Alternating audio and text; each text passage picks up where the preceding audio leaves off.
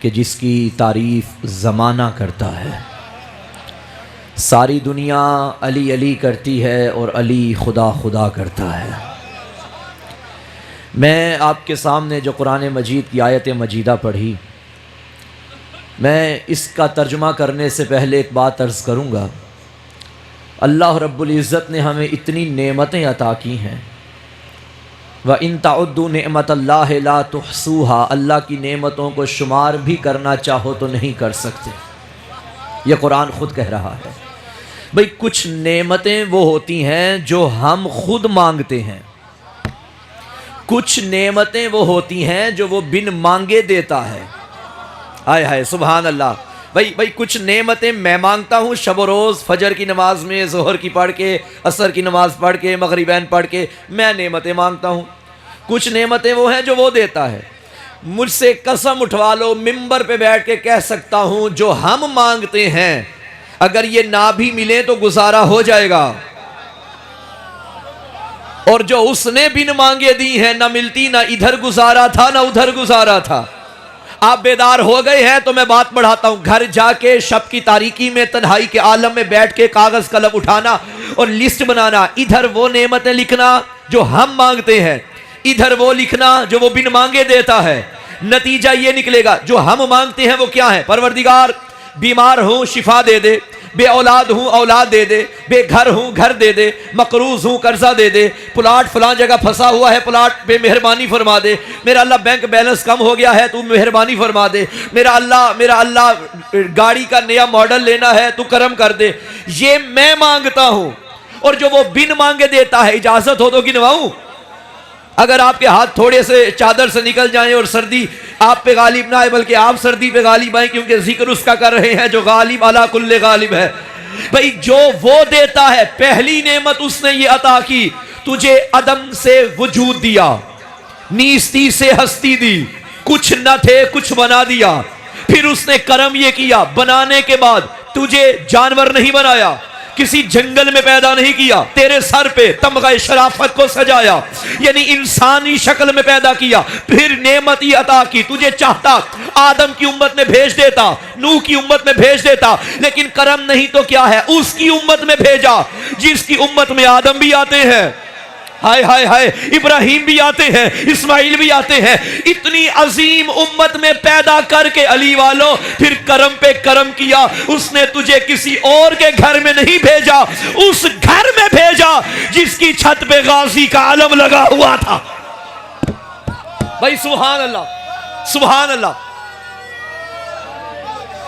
بھائی وہ کرم عطا کیا۔ دیکھیے مجھے بتائیے، آج اگر کوئی بندہ تحقیق کرنے کے بعد راستہ علی پہ آ جائے تو یہ خوش بختی ہے۔ ہم تو وہ ہیں کہ ہمیں ڈائریکٹ علی کے گھر میں بھیجا، علی والوں کے گھر میں بھیجا۔ تجھے مجھے وہ ماں عطا کی جس نے باپ کا بعد میں بتایا، علی کا پہلے بتایا۔ بھائی جب ماں کی آغوش میں بچہ آتا ہے تو بچے کو، حالانکہ بچے کے آنے سے پہلے اس کے آلریڈی 4 بھائی موجود تھے، 3 ماموں تھے، 4 چاچو تھے۔ حق تو یہ بنتا تھا کہ ماں بچے کو بتاتی، بیٹا 4 بھائی ہیں، تیرے 3 ماموں ہیں، تیرے 4 چاچو ہیں۔ بندہ وہ بولے گا جس کے گھر کی پرورش اس انداز میں ہوئی ہے۔ لیکن ماں پہلے سبق میں بچوں کو بھائیوں کا نہیں بتاتی، پہلا سبق دیتی ہے پنجتن 5 ہیں، ہائے ہائے ہائے ہائے، امام 12 ہے، معصوم 14 ہے۔ میں کہوں گا حسینی ماں یہ کیا، پہلے بھائیوں کا تو بتا دے، مذہب کی باتیں بعد میں ہو جائیں گی۔ عجب نہیں، قبر میں بھائیوں نے کام نہیں آنا، علی نے کام آنا ہے۔ تو میں سبق اس کا پڑھا رہی ہوں جو قبر میں کام آئے گا، اور اللہ کا شکر ہے کہ ہم نے انہیں مانا ہے جو قبر میں کام آئیں گے، جو برزخ میں کام آئیں گے۔ صلوات پڑھیں مل کے بآواز بلند، اس سے بھی بلند آواز سے صلوات کی تلاوت فرمائیے۔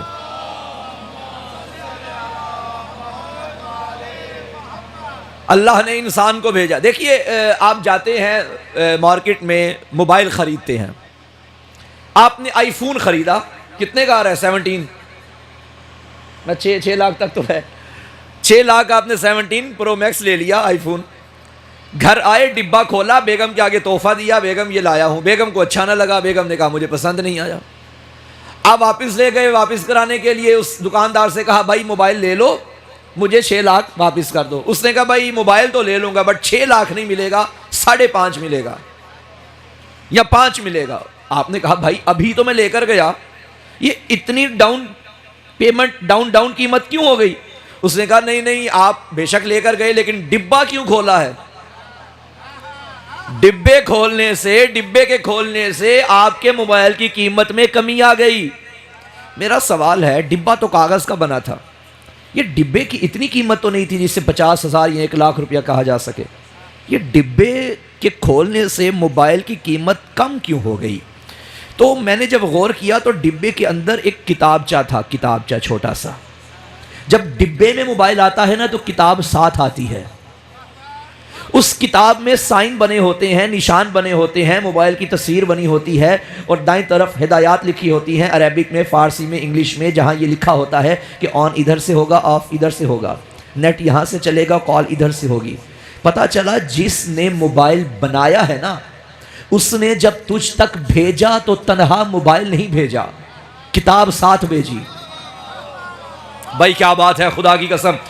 یعنی بنانے والا چاہتا تھا کہ یہ موبائل اپنی مرضی سے استعمال نہ کریں, بنانے والے کی مرضی سے استعمال ہو. میں نے بڑی محنت سے بنایا ہے, کہیں اپنا استعمال کر کے ضائع نہ کر دیں. چھوٹا سا موبائل بنانے والا جانتا ہے کہ بھیجنا ہے تو کتاب کے ساتھ, لیکن جس نے تجھے انسان بنایا, کیا کوئی کتاب عطا نہیں کی؟ تجھے انسان بھی بنایا, قلب محمد پہ کتاب بھی بھیجی اور کتاب میں بتا دیے وما خلقت الجن والانس الا لیعبدون. آوارہ گردی کے لیے نہیں پیدا کیا, اپنی عبادت کے لیے پیدا کیا ہے. یہ کتاب ساتھ آئی ہے. بھائی وہ کارخانے میں جس نے موبائل بنایا تھا وہ برداشت نہیں کرتا کہ بغیر کتابچے کے میرا موبائل دائیں بائیں ہوتا رہے, تو اللہ کیسے برداشت کرے گا کہ وہ کتاب کے جو میں نے قلب محمد پہ نازل کی ہے, اس کتاب کے بغیر بندہ ادھر ادھر ہو جائے نا. اللہ یہ برداشت نہیں کرتا. وَلَا رَبٍ وَلَا يَابِسٍ إِلَّا فِي كِتَابٍ مُبِينٍ. کوئی خشک و تر نہیں کہ جس کا تذکرہ قرآن مجید میں نہ ہو. کتاب مبین میں ہر خشکی کی بات بھی ہے, تری کی بات بھی ہے, یعنی ہر شے کا ذکر کتاب میں موجود ہے. اچھا, کتاب نے یہ تو کہا ہے کہ عبادت کے لیے پیدا کیا, لیکن کتاب میں یہ تو نہیں لکھا کہ عبادت ایسے کرو. بھائی بتائیے, کوئی مائی کا لال مجھے بتائے کہ 30 پاروں میں کہیں اللہ نے فرمایا ہو فجر کی 2 رکعت ہے, پہلی رکعت میں یہ پڑھنا ہے, دوسری میں یہ پڑھنا ہے. ظہر کی 4 رکعت ہے, پہلی میں یہ پڑھنا ہے, آخری میں یہ پڑھنا ہے. نہیں. حالانکہ دوسری جانب قرآن کہہ رہا ہے میرے اندر ہر شے کا ذکر ہے, مگر قرآن کیسا؟ قرآن نے یہ تو کہا عبادت کرو, مگر انداز عبادت نہیں بتایا. پروردگار ادھر تیری کتاب کہتی ہے قرآن میں ہر شے کا تذکرہ, ادھر تو نے بتایا ہی نہیں کہ فجر, ظہر, عصر, مغرب, عشاء پڑھنی کیسے ہے. آواز ہے کہ بتایا ہے, کہا نہیں تھا اطیعوا اللہ و اطیعوا الرسول و اولی الامر منکم, اطاعت کرو اولی الامر کی, جیسے کرتا جائے ایسے پڑھتے جاؤ. ہائے ہائے ہائے ہائے ہائے, اللہ کا تذکرہ, رسول کا تذکرہ اور اولی الامر کا تذکرہ.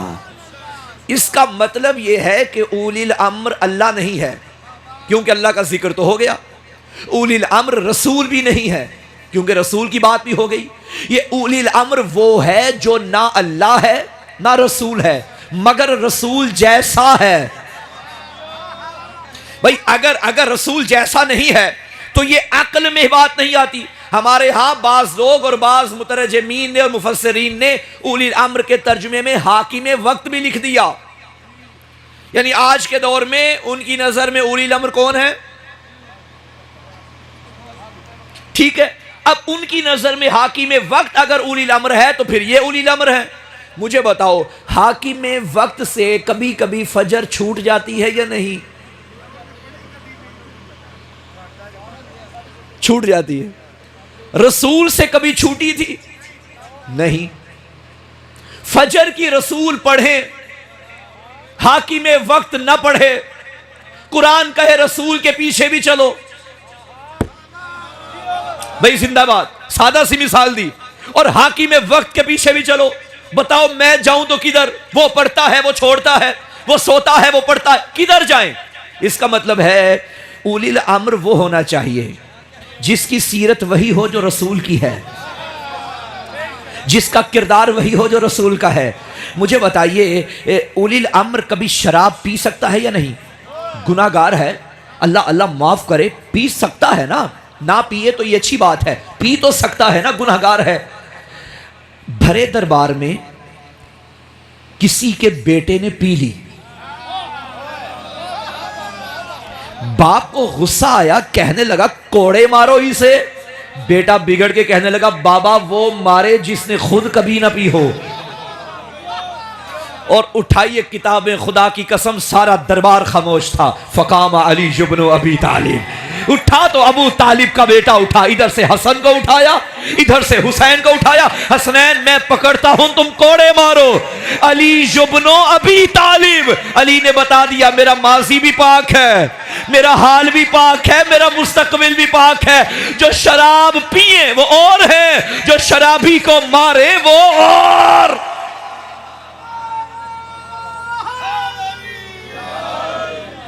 تو اولی الامر وہ ہونا چاہیے جو رسول جیسا ہو۔ صحیح بخاری کے فقرے ہیں، صحیح مسلم کے غالباً صحیح مسلم کے جملے ہیں، جب رسول اللہ کے بعد ظاہری خلافت مولا امیر کو ملی اور علی مسجد میں آئے اور علی نے نماز پڑھائی، پیچھے نماز پڑھنے والوں میں سے ایک دو بندے نے ایک دوسرے کے کان میں سرگوشی کی اور ایک دوسرے سے کہنے لگے علی کے پیچھے نماز پڑھ کے کچھ یاد آیا؟ اس نے کہا مجھے تو کچھ یاد آیا، بتا تجھے کیا یاد آیا؟ کہنے لگا اگر غلط نہ ہوں تو علی کے پیچھے نماز پڑھ کے نبی کی نماز یاد نہیں آ گئی؟ ہائے ہائے ہائے ہائے ہائے ہائے بھائی، صحیح مسلم کے فقرے ذمہ داری سے پڑھ رہا ہوں۔ اس کا مطلب ہے زمانہ یہ کہہ کے بتا رہا ہے جو صلاۃ علی ہے وہی صلاۃ نبی ہے۔ تو قرآن نے کہا ہے عبادت کرو، علی نے بتایا ہے کہ ایسے کرو، اور علی ہر رخ سے نبی جیسے ہیں۔ علی کردار میں نبی جیسے، علی گفتار میں نبی جیسے، علی رفتار میں نبی جیسے، علی بولے تو نبی جیسے، علی کھائے تو نبی جیسے، علی نمازی نبی جیسا، علی روزہ دار نبی جیسا، علی حاجی نبی جیسا، علی مجاہد نبی جیسا، علی مبلغ نبی جیسا، علی خطیب نبی جیسا، نبی نہیں نبی جیسا، علی مبلغ نبی جیسا، علی خطیب نبی جیسا، علی توحید کا ذاکر نبی جیسا، علی توحید کا مداح نبی جیسا، علی کا خون نبی جیسا، علی کا گوشت نبی جیسا، علی جاگے تو نبی کی طرح، علی سوئے تو نبی کی طرح۔ اگر علی نبی جیسے نہیں تھے تو روزمرہ کے دیکھنے والے کافر ساری رات یہ کیوں نہ پہچان سکے کہ چادر کے نیچے نبی سویا ہے یا علی سویا ہے؟ علی نبی جیسے۔ قرآن نے کہا عبادت کرو، علی نے بتایا کہ ایسے کرو۔ یہ قرآن قلب مصطفیٰ پہ نازل ہوا اور اللہ نے زمانے تک محمد کے گھر سے بھیجا۔ تو قرآن اور علی عبادت کے طریقے بتائیں گے۔ تقسیم یوں کی، محمد کے گھر سے قرآن بھیجا، اپنے گھر سے علی بھیجا۔ علی و قرآن بتائیں گے، اور قرآن اور علی کا رابطہ خدا نے ایسا بنایا ہے، تعلق ایسا بنایا ہے کہ قرآن ایک پھول ہے، علی اس کی خوشبو ہے۔ قرآن صامت ہے، علی ناطق ہے۔ قرآن میں سورہ کوثر ہے، علی ساقی کوثر ہے۔ قرآن ھدی للمتقین ہے، علی امام المتقین ہے۔ قرآن کتاب مبین ہے، علی امام مبین ہے۔ قرآن کتاب عرشی و فرشی ہے، علی امام عرشی و فرشی ہے۔ قرآن میں قل ھو اللہ احد ہے، علی اللہ کی وحدانیت کی سند ہے۔ قرآن میں سورہ آل عمران ہے، علی فرزند حضرت عمران ہے۔ قرآن میں سورہ محمد ہے، علی داماد آپ پہ سردی غالب ہے، کوئی مسئلہ نہیں ہے۔ قرآن میں سورہ محمد ہے، علی داماد محمد ہے۔ قرآن میں سورہ نور ہے، علی محمد کا نور ہے۔ قرآن میں سورہ یوسف ہے، علی فخر یوسف ہے۔ قرآن میں سورہ ابراہیم ہے، علی آل ابراہیم ہے۔ قرآن کتاب اللہ ہے، علی ولی اللہ ہے۔ قرآن نور اللہ ہے، علی وجہ اللہ ہے۔ قرآن زینت منبر ہے، علی وارث منبر ہے۔ قرآن کی طرف دیکھنا بھی عبادت، علی کا چہرہ دیکھنا بھی عبادت، اور حد ہو گئی قرآن پڑھنا بھی عبادت، علی علی کرنا بھی عبادت۔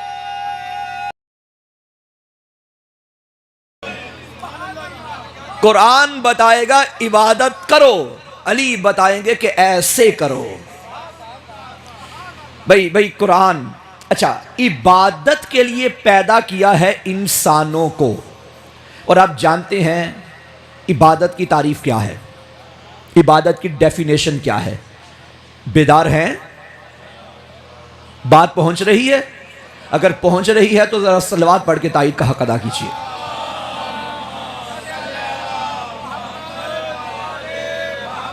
بھائی عبادت کی ڈیفینیشن کیا ہے؟ کیا عبادت کا مطلب نماز ہے؟ نہیں، عبادت کا مطلب نماز نہیں، عبادت کا ایک مصداق نماز ہے۔ بھئی عبادت کی ڈیفینیشن، تعریف عبادت کی کیا ہے؟ لیکن تعریف جامع اور معنی ہونی چاہیے۔ اگر میں کہوں کہ عبادت کی تعریف نماز ہے، پھر روزہ تو نماز نہیں، تو وہ عبادت نہ ہوا۔ عبادت کی تعریف نماز نہیں ہے، بلکہ عبادت کا ایک مصداق نماز ہے۔ بات پہنچی؟ کلیئر ہوئی؟ تو عبادت کی تعریف کیا ہے؟ ہر وہ عمل جو قربتاً اللہ کیا جائے اور اس پہ اللہ بھی راضی ہو جائے، اسے کہتے ہیں عبادت۔ اب نماز میں اگر یہ دونوں شرطیں ہیں تو عبادت ہے، روزے میں یہ دونوں شرطیں ہیں، عبادت۔ اگر نماز میں پڑھوں آپ کے لیے تو عبادت ہے؟ نہیں، نماز ہے، عبادت نہیں، عادت ہے، عبادت نہیں۔ تو عبادت بنانے کے لیے پہلی شرط ہے قربتاً اللہ، اور دوسری شرط ہے کہ اس پہ اللہ بھی راضی ہو۔ نیت کروں گا میں، راضی ہوگا وہ۔ پروردگار میں نے نیت تو کر لی، کیسے پتا چلے کہ تو راضی کس میں ہوتا ہے؟ آواز ہی دیکھو، جس پہ میرا نبی راضی ہوتا ہے۔ اب شیعہ سنی مل کے چلے مدینے کی گلیوں میں، یا رسول اللہ، جالی پکڑ کے پوچھ رہے ہیں آپ کس پہ راضی ہوتے ہیں؟ فرمایا جس پہ زہرا راضی ہوتی ہے۔ تو فکرہ کہنے دیجئے، دشمن زہرا نمازیں پڑھے، روزے رکھے، حج کرے، منبر کی قسم اس کی نمازیں بھی حرام ہیں، روزے بھی حرام ہیں، حج بھی حرام۔ کیونکہ اس کی تعریف عبادت میں وہ شرط پوری نہیں ہے، اللہ کی رضا ضروری ہے۔ اب میں آپ سے پوچھتا ہوں، اور اگر میرے نبی فرما دیں ذکر و علی جن عبادہ، علی کا ذکر عبادت ہے، تو اس عبادت میں بھی نیت قربتاً اللہ ہونی چاہیے۔ لوگوں کو راضی کروں یہ عبادت ہے، یا اللہ کو راضی کروں؟ ہائے ہائے ہائے ہائے، ایک طرف میرا معیار یہ ہو کہ 10,000 کا مجمع میرے جلسے میں ہو، یہ عبادت ہے، یا ایک طرف یہ نظریہ ہو، ایسی مجلس ہو کہ امام زمانہ آ سکیں، یہ عبادت ہے۔ معیار 10,000 پہ نہیں ہونا چاہیے، معیار وجود حجت خدا ہونے چاہیے۔ تو میں مجلس اس انداز میں پڑھوں کہ جب امام آئیں تو وہ سن بھی سکیں، میں پڑھ بھی سکوں۔ بھائی ناراض تو نہیں ہو گئے؟ چلیں جو ہو گئے ہیں ذرا، چلو جو نہیں ہوئے وہ صلوات پڑھیں، جو ہو گئے ہیں انہیں چھوڑیں۔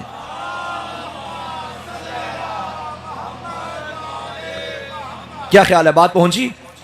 تو جتنی بھی عبادتیں ہیں ان کی نیت یہی ہونی چاہیے، قربتاً اللہ کے لیے، کیونکہ عبادت کے لائق صرف اللہ ہے، اور اس پہ اور وہ عمل بھی ایسا ہو کہ اللہ اس پہ راضی ہو جائے۔ دیکھیے عمل کرنا کمال نہیں، عمل قبول کروانا کمال ہے۔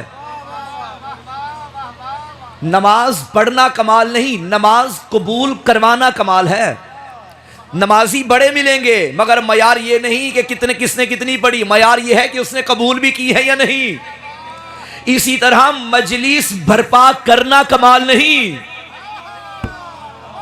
مجلس قبول کروانا کمال ہے۔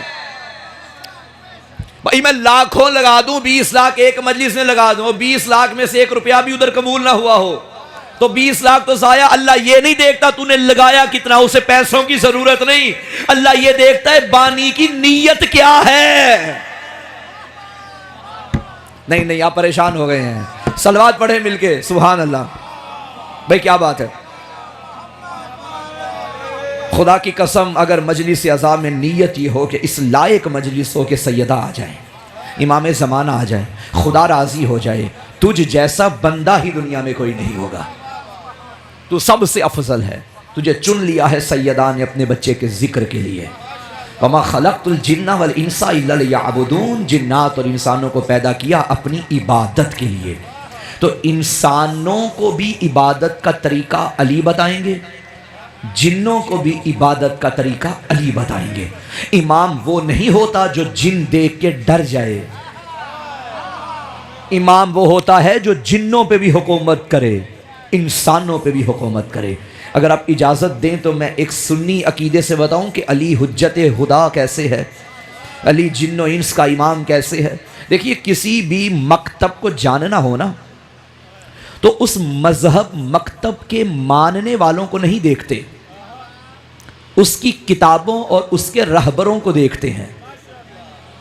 اگر کسی نے شیعہ بننا ہے تو وہ محسن کاظمی کو دیکھ کے نہ بنے، مجھے دیکھے گا تو شیعت سے ہٹ جائے گا، وہ کہے گا شیعہ تو ایسے ہوتے ہیں تو میں تو شیعت کی خدا نخواستہ بدنامی کا باعث بن جاؤں گا۔ تو اس کا مطلب ہے تشیع جاننا ہے تو ہمارے امام دیکھو، ہماری کتابیں دیکھو۔ اسی طرح سنی مذہب کو بھی اگر جاننا چاہتے ہیں تو سنی بھائی کو دیکھ کے اندازہ نہ لگاؤ، بلکہ سنیوں کے اماموں کو دیکھو کہ ان کا عقیدہ کیا ہے۔ میں بتاؤں سنی مذہب کی بنیاد کیا ہے؟ سنی مذہب میں صحیح بخاری اور صحیح مسلم میں اتنی روایتیں سنیوں سے نہیں جتنی شیعوں سے ہیں۔ بھائی بات پہنچی؟ اچھا، امام مالک، امام ابو حنیفہ، امام شافعی، امام احمد بن حنبل، یہ چاروں میرے اماموں کے شاگرد ہیں۔ توجہ ہے یا نہیں ہے؟ دو تو امام صادق علیہ السلام کے شاگرد ہیں ڈائریکٹ، اور دو شاگردوں کے شاگرد ہیں۔ جو ڈائریکٹ ہیں وہ جناب ابو حنیفہ اور جناب مالک، اور جو ان کے شاگرد ہیں وہ احمد بن حنبل اور شافعی۔ یعنی کوئی ولی، کوئی عالم، کوئی محدث، کوئی مفسر ڈائریکٹلی یا انڈائریکٹلی تب تک علم کی دنیا میں نہیں آتا جب تک اس کا سلسلہ علی کے گھر تک نہ پہنچے۔ علی کے دروازے کے بغیر علم ادھورا ہے۔ تو امام شافعی کی زبان سے سناؤں کہ علی کون ہے؟ امام شافعی کہتے ہیں آؤ دنیا والو ہم سے پوچھو کہ علی کون ہے، خبردار ہمارا اور علی کا کبھی مقایسہ نہ کرنا، کجا ہم کجا وہ، ہم مانگنے والے وہ دینے والے، ہم لینے والے وہ عطا کرنے والے۔ امام شافعی کہتے ہیں ہم صدقے والے وہ ہدیے والے، ہم زکوٰۃ والے وہ صلوات والے۔ شافعی کہتے ہیں علی جن حبہ جنہ قسیم النار والجنہ وسیع المصطفیٰ حقا امام الانس والجنہ۔ ترجمہ سنو، ابھی بات نہیں پہنچی، ترجمہ سنو۔ 4 مصروں میں 3 الفاظ بڑے کمال کے استعمال کیے، جنہ، جنہ، جنہ۔ پریشان تو نہیں بیٹھے؟ جنہ، جنہ، جنہ۔ علی حبہ جنہ قسیم النار والجنہ وسیع المصطفیٰ حقا امام الانس والجنہ۔ یہ جنہ جنہ جنہ میں فرق کیا ہے؟ ان تینوں کی اصل ایک ہے، جیم اور نون سے مشتق ہے، اور جیم اور نون سے جو لفظ مشتق ہوتا ہے اس کا معنی خارج میں وہ چیز ہوتی ہے جو ہوتی ہے نظر نہیں آتی۔ بھائی جن ہوتا ہے نظر نہیں آتا، جنون ہوتا ہے نظر نہیں آتا، پاگل کے ماتھے پہ کبھی نہیں لکھا یہ پاگل ہے، اس کی حرکتیں بتاتی ہیں یہ پاگل ہے۔ بے عین ہی علی کے دشمن کے ماتھے پہ نہیں لکھا یہ علی کا دشمن ہے، ذکر علی کر چہرے کے تیور بتائیں گے علی کا دشمن ہے۔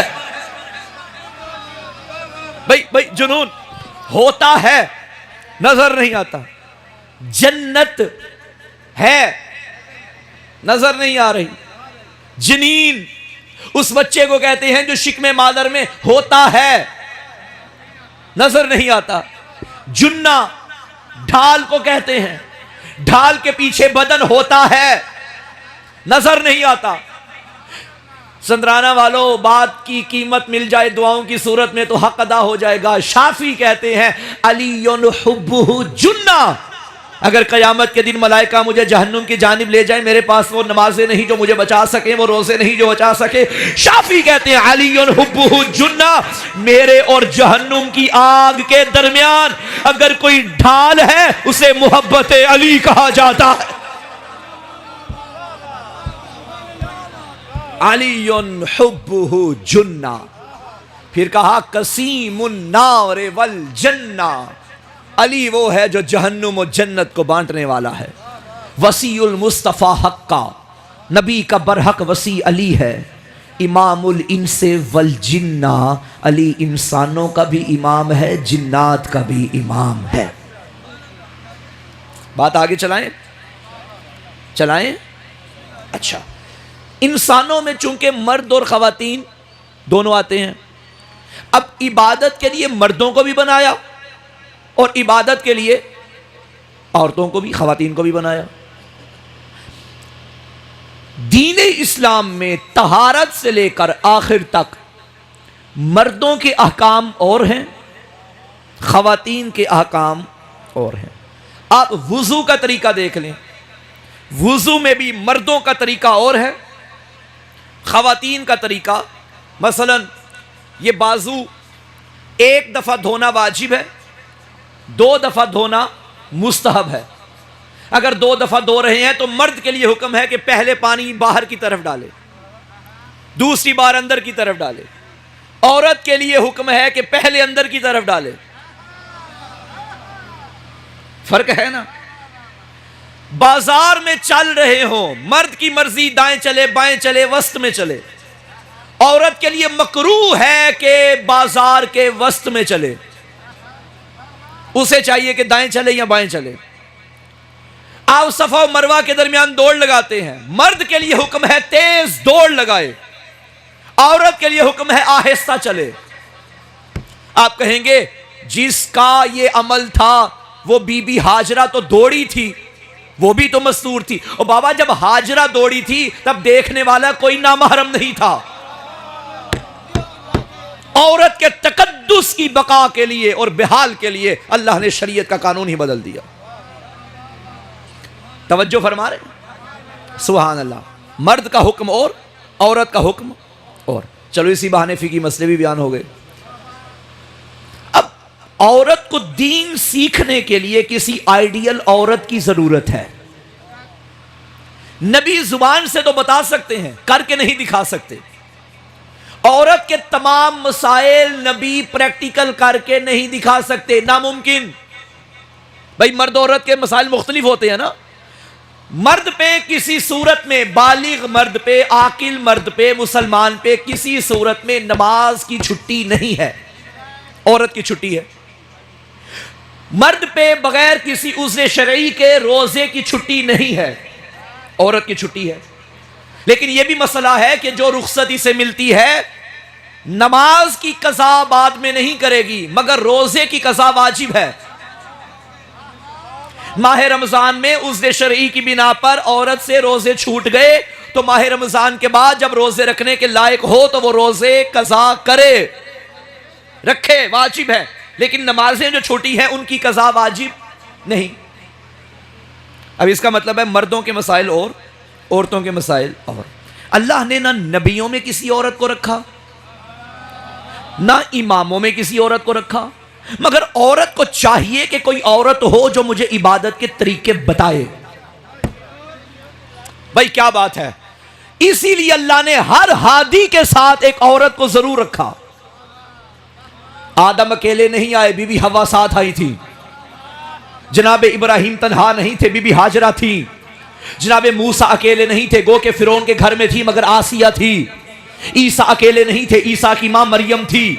محمد کے دور میں خدیجہ تھی۔ کچھ بندے پریشان ہو گئے، حالانکہ نبی کے دور میں تو بڑی تھی۔ یہ ایک ہی کا نام کیوں لیا؟ بھائی بنتا ہی ہے کہ ایک کا نام لیوں، کیوں؟ جب تک خدیجہ تھی تب تک کوئی نہیں تھی۔ بھئی جب تک خدیجہ تھی تب تک کوئی نہیں تھی، نبی کے دور میں خدیجہ تھی، نبی کے بعد علی ہادی بن کر آئے. اب خدا چاہتا تھا علی کے دور میں ویسی ہو جو علی جیسی ہو. لولا علی لما کان لفاطمہ کف، علی نہ ہوتے روئے زمین پہ فاطمہ کا کوئی کف نہ ہوتا. محمد کے گھر سے اللہ نے بطول کو بھیج دیا، اپنے گھر سے اللہ نے علی کو بھیج دیا اور دونوں کو جوڑ دیا. جس دور میں علی عادل ہادی بن کر آئے اسی دور میں سیدہ ہادیہ ہادی بن کر آئیں. لیکن ہر عورت میں اللہ نے کسی نہ کسی کمی کو رکھا ہے. مجھے کتنا پڑھنا ہے میرے بعد ہی وقت؟ اچھا آگے ٹھیک ہے. اللہ نے ہر دور میں کسی نہ کسی عورت کو ضرور رکھا. اللہ نے جناب حوا کو بھیجا، لیکن بی بی حوا یہ نہیں بتا سکتی کہ والدین کی اطاعت کیسے کی جاتی ہے. کیا خیال ہے؟ جناب آسیہ کے کیا کہنے، مگر نہیں بتا سکتی کہ شوہر کو سیدھا کیسے کیا جاتا ہے. بندے پریشان ہو گئے ہیں. یہاں تو کوئی ایسا نہیں بیٹھا نا جسے بیگ ماں سیدھا کرتی ہیں. آسیہ نہیں کر سکی. جناب مریم کیا کہنے مقدس بی بی، مگر نہیں بتا سکتی کہ شوہر کی اطاعت کیسے کی جاتی ہے. اللہ نے ہر پہلو کو مکمل رکھتے ہوئے فاطمہ زہرا کو بھیج دیا اور فرمایا نبی نے فرمایا ہذہ سیدۃ نساء العالمین، یہ عالمین کی عورتوں کی سردار.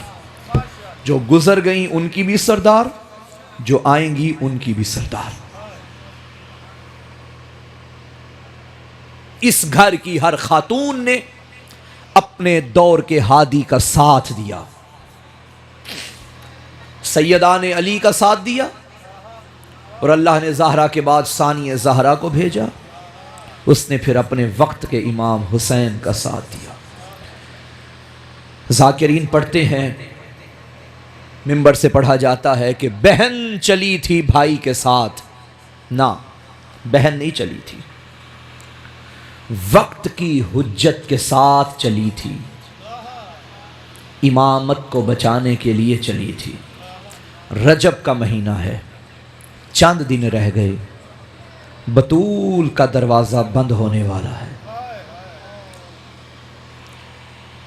نبی کی بیٹیاں مدینہ چھوڑنے والی ہیں.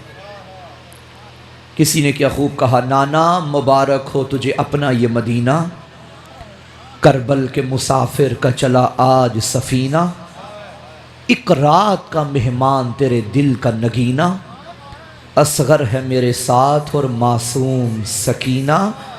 نانا امت سے رسالت کا اجر خوب ملا ہے، زینب کو لیے وطن سے شبیر چلا ہے. اجرکم علی اللہ. میں زیادہ مصائب نہیں پڑھوں گا، 2 جملے بس سن لو، 2 منٹوں میں منبر بھائی کے حوالے کروں. شریف و مولا امیر کا صحابی ہے، وہ کہتا ہے کہ میں نے 28 رجب کی شب دیکھا، ایک ایک کر کے بی بی گھر سے نکلی، محمل تیار ہو گئے. پہلے ایک بی بی آئی جس کے ساتھ 18 سال کا کڑیل جوان تھا. اس بی بی نے گھر سے باہر پہلا قدم رکھا، جوان ساتھ محمل تک آیا. پھر ایک بی بی آئی جو بیوہ تھی مگر اس کے ساتھ 13 سال کا نوخیز جوان تھا. یہ اپنے یتیم بچے کے ساتھ محمل تک آئی. شریف و چھوٹی اولاد والو، راوی کہتا ہے کہ ایک ماں آئی جس کی گودی میں 18 دنوں کا بچہ تھا. یہ اپنے بچے کو لے کے محمل میں آ گئی. ایک ایک کر کے مائیں آتی گئی، بچے آتے گئے. راوی کہتے ہیں اللہ جانے آخر میں کون سی بی بی تھی جس نے گھر سے باہر پہلا قدم رکھا. ایک غیور جوان مدینے کی گلیوں میں آیا، امامہ اتار کے گلیاں صاف کرتا تھا، پھر آسمان کو دیکھ کے کہتا تھا الحجاب، پردہ کر لو، آج علی کی بیٹی گھر سے باہر آ گئی. راوی کہتے ہیں جب یہ محمل کے قریب پہنچی، ادھر سے حسین بڑھے، ادھر سے عباس آئے. اس بی بی نے پہلا قدم حسین کے زانو پہ رکھا، دوسرا قدم غازی کے زانو پہ، ہو گئی سوار محمل پہ علی کی بیٹی. آؤ آواز بلند کرو اور گریہ کر لو. شریفو یہ مدینہ تھا، رات کا اندھیرا تھا، اپنا شہر تھا، سوار کرانے کے لیے غازی تھا۔ ہائے جب 11 محرم آئی، بیٹوں کے لاشوں کے درمیان علی کی بیٹی بے پالان اونٹ کے قریب آئی، ایک بار اکبر کو دیکھ کے کہا علی اکبر، قاسم، اونو محمد، اپنی پھوپھی کو ماں کو سوار نہیں کراؤ گے؟ راوی کہتا ہے ہر لاش کو ایک بار پکارا، لیکن جب دریا کو دیکھا 3 بار کہا عباس، آپ زینب اکیلی ہو گئی۔ اللہ لعنت اللہ۔